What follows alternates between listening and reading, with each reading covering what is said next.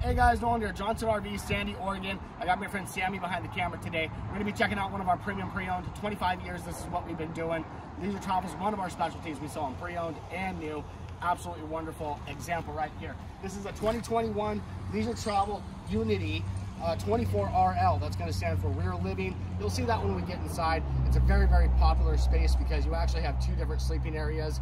You guys are going to notice this is on the new Mercedes chassis, so you get all your updated features, driving conveniences like the distance pacing cruise control, lane departure alert, all that kind of stuff. 10.5-inch display inside.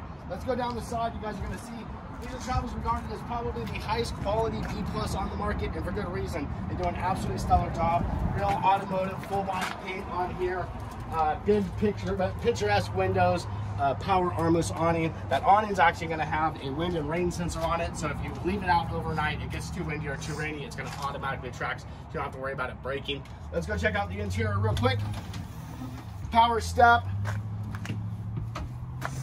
And inside this coach, you're going to see we actually have a dining area here. Your front seats there, turn around and turn this into like a 4-seater dining area, play cards with the friends, whatever you want to do.